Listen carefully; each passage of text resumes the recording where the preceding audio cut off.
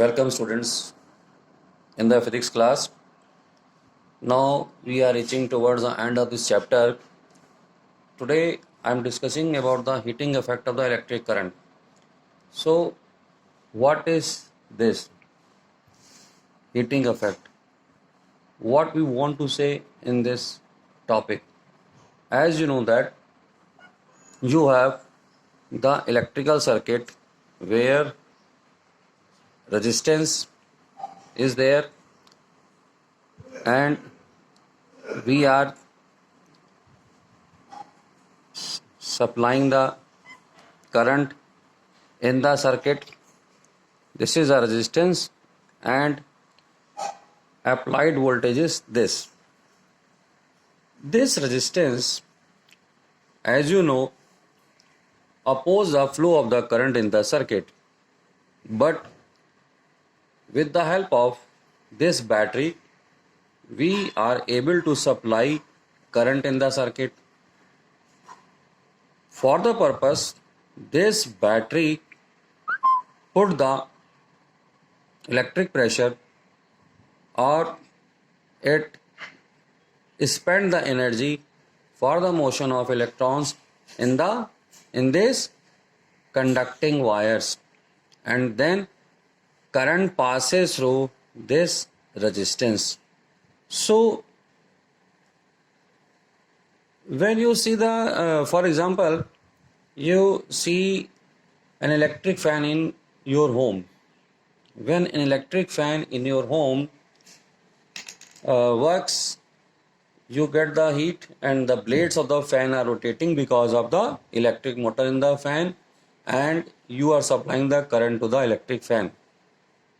But if you put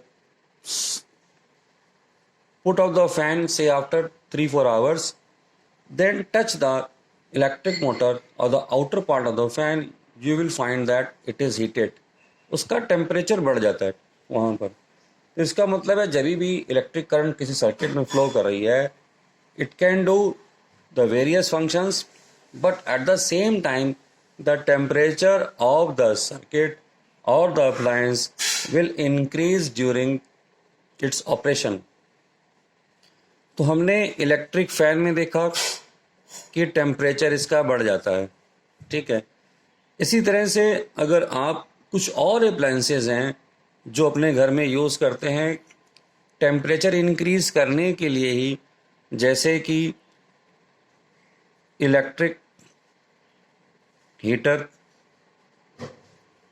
या electric iron जिसको आप प्रेस बोलते हो उसको देखिए, या फिर गीज़र वाटर गर्म करने के लिए.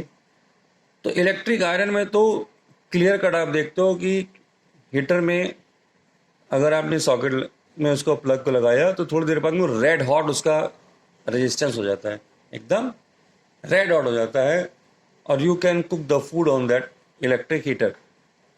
कपड़े प्रेस करने आपने सॉकेट लगाया, हीटअप हो जाता है. ये जो अप्लायंसेज हैं they are meant only to increase the temperature by using or by passing the electric current. ये सारे के सारे गैजेट्स जो हैं वो हमने इसीलिए बनाए हैं कि टेम्परेचर इंक्रीज हो जाए. इसका पर्पस नहीं था. इसका पर्पस क्या था कि हमें हवा मिले, लेकिन लंबे समय तक यूज़ करने पे हम देखते हैं वो भी इसमें हीटिंग हो जाती है. लेकिन ये सब हम बना रहे हैं केवल टेम्परेचर इंक्रीज करने के लिए, ठीक है. अब heating effect of electric current को हमें अगर बताना हो तो हम क्या कहेंगे? This is a process of dissipation of energy. क्या बोलेंगे? This is a process of dissipation, मतलब एनर्जी वहां से खर्चा हो रही है, बाहर जा रही है. Dissipation of energy from source अब सोर्स आपका यहां पर बैटरी हो सकती है, सोर्स ऑफ हीट इज, यहां पे जो एनर्जी डिसिपेट हो रही है is known as heating effect.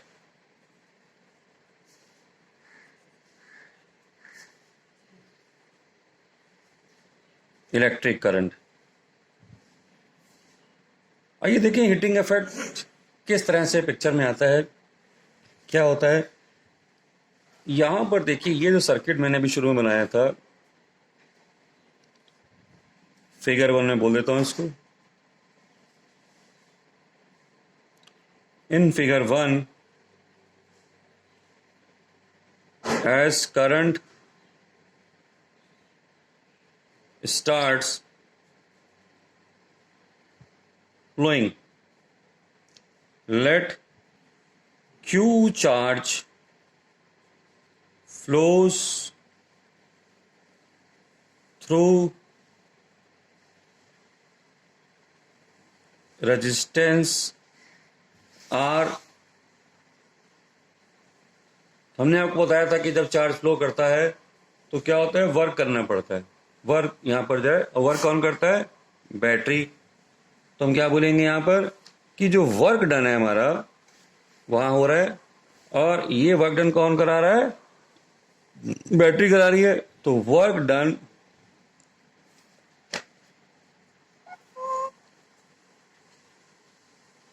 Done by battery of potential difference V,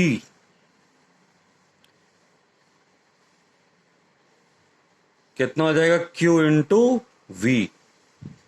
ये वर्क डन करना पड़ेगा बैटरी को यहां पर। We know V equal to IR, ये हम जानते हैं कहां से, ओम्स लॉ से हमने पढ़ा है, ये होता है। And also Q is equal to IT, इसको मैं कहता हूं इक्वेशन 1। तो ना putting the value of V and Q in 1,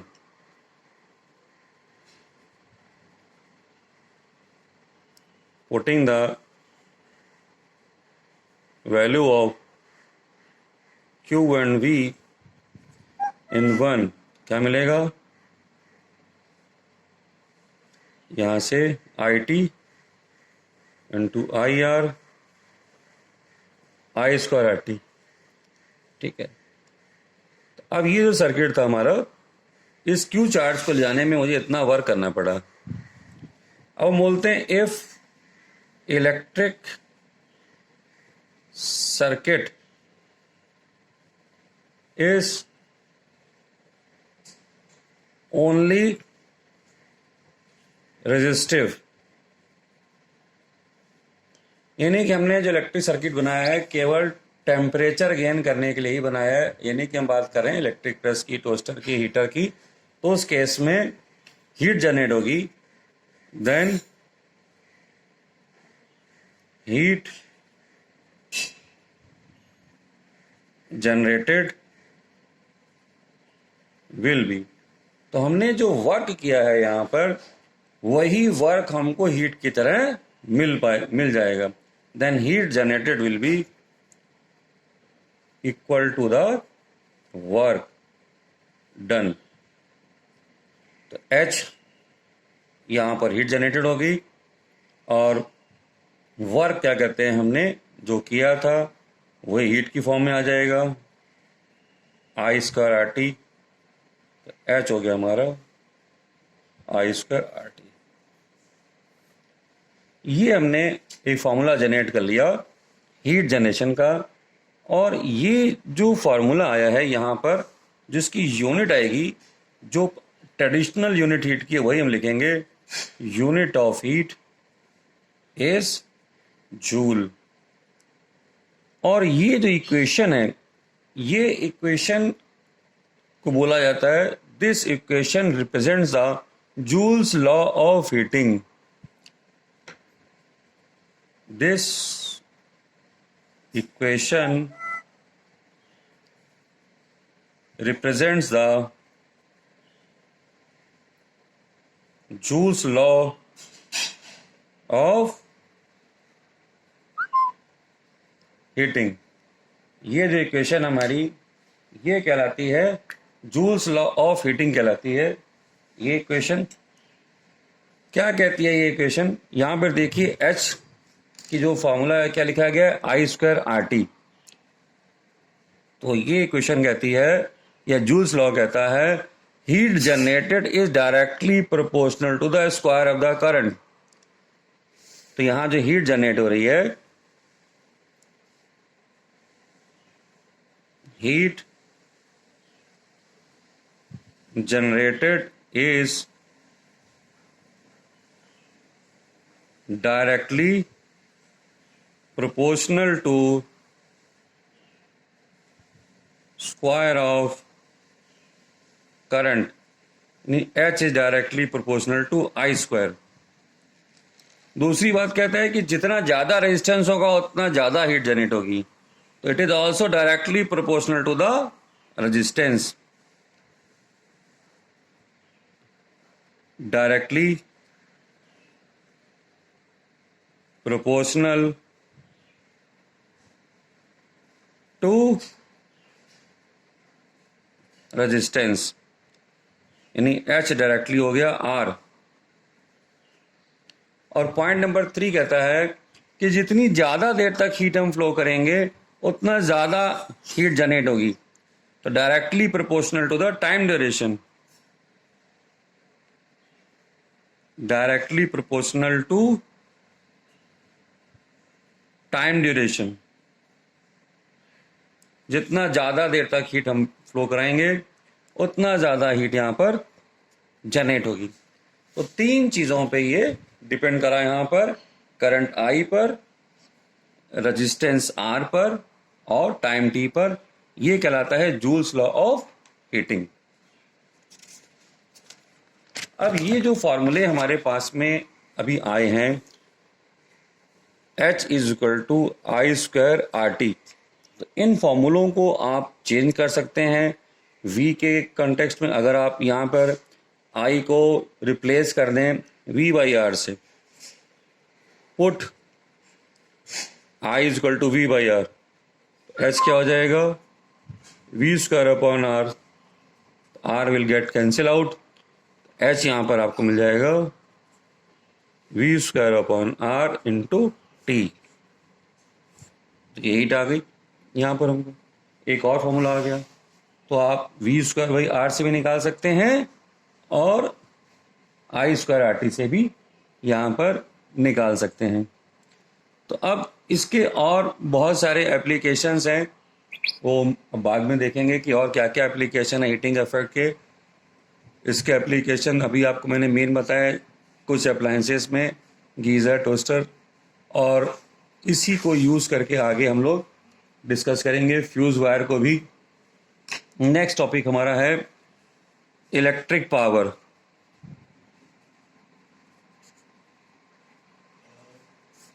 electric power, आपने इलेक्ट्रिक पावर, सिंपली पावर का जो आपने एक फॉर्मूला पढ़ा था क्लास 9th में, वो क्या था? That is rate of work done. क्या था वो? Rate of work done. तो यहां पर भी हम कहेंगे electric power is defined as, electric power is defined as rate of consumption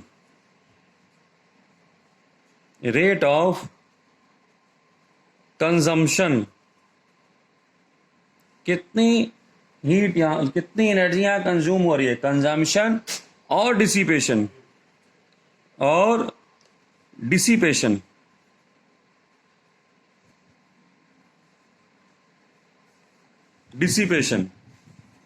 of electrical energy.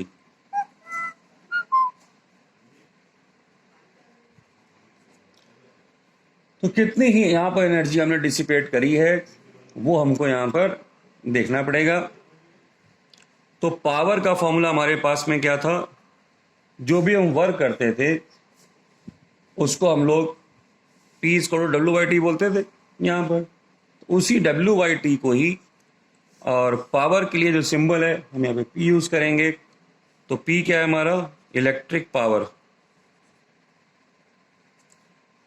तो इलेक्ट्रिक पावर हमारा हो जाएगा W/T, W/T से H/T। अब जो H हमने निकाला है या W निकाला है, तो W अगर सिंपली क्या कहते हैं, वर्क पूरा का पूरा वर्क हमारा जो है कोई मैकेनिकल वर्क में जा रहा है तो या हीट जनरेट हो रही है, तो फॉर्मूला हमारा पावर का सेम ही होगा। तो हमने अभी W को देखा था, ये था I² RT। अब इस टाइम T से डिवाइड कर देंगे, then you will have P = I² R। अब ये फिर से यहाँ पर हम अगर I को रिप्लेस कर दें V/R से, then we get the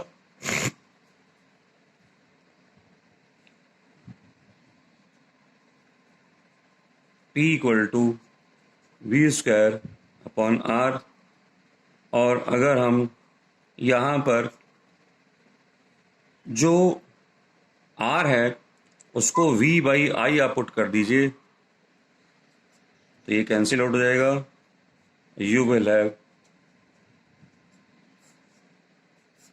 V/I।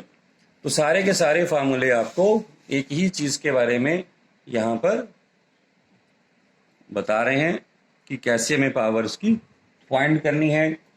अब पावर के लिए जो यूनिट थी, हम मैकेनिकल वर्क के लिए तो वॉट को यूज़ करते थे। यहाँ पर हम इसको लिख सकते हैं पावर को वॉट, क्योंकि एनर्जी तो हमारी सेम ही होती है, तो वॉट हम यहाँ पर लिख सकते हैं।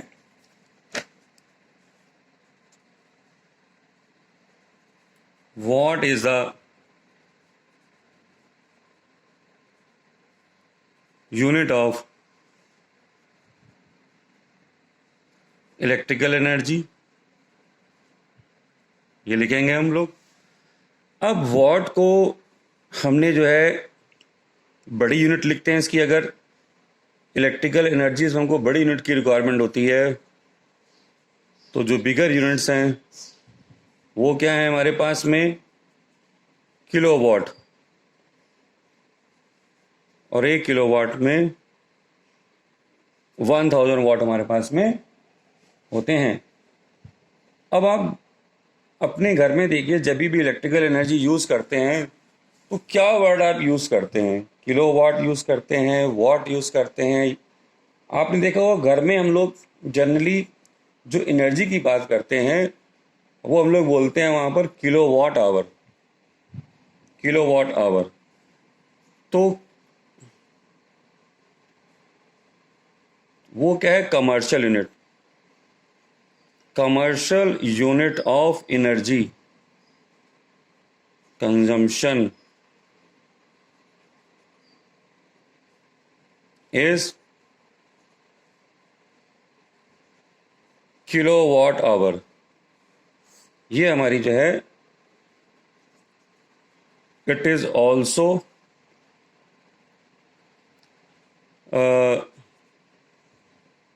नोन एज, हम लोग इसको यूनिट में भी बोल देते हैं कि कितने यूनिट यहाँ पर। अब ये आया कैसे? ये जो हमने बोला है कि किलोवाट आवर कैसे जनरेट हुआ है, जब आप P = W/T लिखते हो एनर्जी के केस में, तो W क्या हो जाता है? P × T। P के लिए हमने यूनिट क्या यूज़ करी? किलोवाट। और टाइम के लिए R। याद रखिए ये डैश है यहाँ पर, कभी भी kWh मत लिखिएगा, ये किलोवाट आवर है, इसको गड़बड़ी मत करिएगा, ठीक है। अब यहाँ पर एक क्वेश्चन आता है कि ये टाइम यहाँ पर आवर लिया गया है, बहुत केयरफुल लिएगा यहाँ पर, और ये यहाँ पर वाट नहीं किलोवाट लिखा गया है, ये क्या है? सो देयरफॉर एक यूनिट जो इलेक्ट्रिसिटी है वो क्या है? 1 किलोवाट आवर। अब अगला क्वेश्चन आता है कि बताइए कि 1 किलोवाट आवर में कितने जूल होते हैं? बहुत पॉपुलर क्वेश्चन है। How many joules are in 1 यूनिट? एक यूनिट में कितने जूल होते हैं? तो यहां पर W आप क्या कह रहे हो? आपने इसको बोला, आपने बोला 1 किलोवाट आवर। 1 किलोवाट में कितने होते हैं? 1000 वाट इंटू 1 आवर। हमने 1 घंटा लिखना होता है यहाँ पे। और 1 घंटे में कितने मिनट होते हैं? 60 मिनट। सेकंड कितने होते हैं? 60 सेकंड्स। तो इसको जब मल्टीप्लाई करेंगे तो you will get 3.6 into 10⁻6 joule.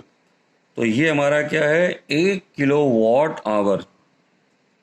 यह है 1 किलोवाट आवर या 1 यूनिट की वैल्यू जो हमने यहां पर फाइंड की है।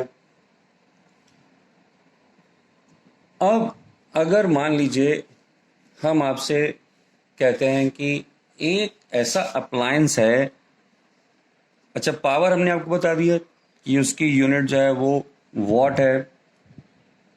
अब ये जो पावर है इसका एक फार्मूला मैंने अभी आपको बताया, V इंटू आई। क्या इसमें कोई और यूनिट भी बन सकती है? देखिए V हमारा क्या होता है? वोल्ट। I क्या है? एम्पियर। तो याद रखिए वोल्ट एम्पियर भी एक यूनिट हम लोग पावर की यूज कर सकते हैं और ये कमर्शियली बहुत यूज होती है, वोल्ट एम्पियर। इसको याद रखिएगा, ठीक है। अब हम अगर देखें कि एक कोई छोटा सा न्यूमेरिकल यहाँ पर हम डिस्कस करना चाहते हैं आपके साथ में कि एक अगर हम पावर से रिलेटेड एक क्वेश्चन देखना चाहते हैं कि एक टॉर्च बल्ब है जो कि 2.5 वोल्ट पे वर्क कर रहा है और 500 मिली एम्पियर उसमें करंट है। तो कहता है find the power and the resistance. बहुत छोटा सा क्वेश्चन है। A torch bulb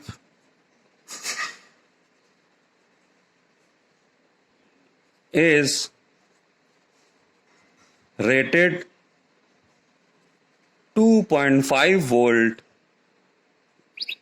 and 500 milliampere. Find the power.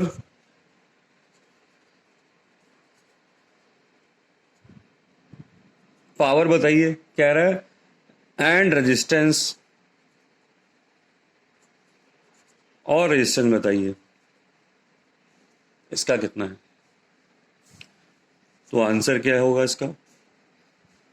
यहां पर ये जो रेटेड वर्ड है इससे कंफ्यूज मत होइएगा।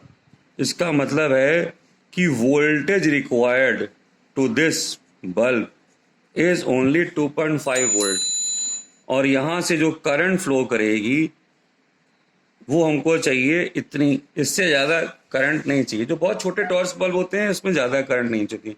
यहाँ देखिए लिखा हुआ है मिली एम्पियर, तो मिली एम्पियर को हमें कन्वर्ट करना पड़ेगा एम्पियर में। तो ये हमारा हो जाएगा 0.5 एम्पियर, आप इसको कह सकते हैं। तो पावर का जो फॉर्मूला था वो हमारा, अभी V पता है हमें, I पता है, तो पावर का फॉर्मूला क्या था? V इंटू आई। V हमने कितना अप्लाई करना है यहाँ पर? 2.5। ये लगाना है ये लगाना है 0.5, तो आ गया 1.25। यहाँ पर वॉट आ गई बल्ब की पावर। अब यहाँ पर आपको V भी पता है, I भी पता है, इस बल्ब का रेजिस्टेंस कितना पॉसिबल है, तो that will be V by I. V कितना है? 2.5, ये कितना है? 0.5, तो हो जाएगा 5 ओम। 5 ओम का रेजिस्टेंस यहाँ पर हमने अप्लाई किया है। तो इस तरह से हम एक क्वेश्चन इसका कर सकते हैं। और भी इसमें छोटे छोटे बहुत सारे क्वेश्चन यहाँ पर हमको देखने होंगे। एक बहुत छोटा सा क्वेश्चन देखिए, an electric iron of 500 watt works for half hour या 30 मिनट्स कह देते हैं, चलो बेटर ही है। 30 मिनट्स के लिए वर्क कर रहा है यहाँ पर, तो बताइए कितनी एनर्जी कंज्यूम करेगा। How much energy it will consume. P आपको दे रखा है 500 वॉट और टाइम यहाँ पे आपको दे रखा है 30 मिनट यानी 1/2 आवर। और अगर इसको मुझे किलो वाट में बदलना हो तो क्या करेंगे, 500 को डिवाइड करेंगे 1000 से तो हो जाएगा वो 0.5 किलो वाट। अब P क्या होता है हमारा, W/T। W क्या हो गया, P into T. Okay, P कितना हमारा 0.5, ये कितना है 1/2, तो ये आ जाएगा 0.25। इतनी क्या कहते हैं यूनिट। जब मैंने इसको किलो वाट में कन्वर्ट कर लिया, इसको आवर में कन्वर्ट कर लिया, तो ये आंसर हमने निकाला यूनिट में। इलेक्ट्रिकल एनर्जी का जो कंजम्पशन होगा, how much energy it will consume, तो ये यूनिट का आंसर आ गया।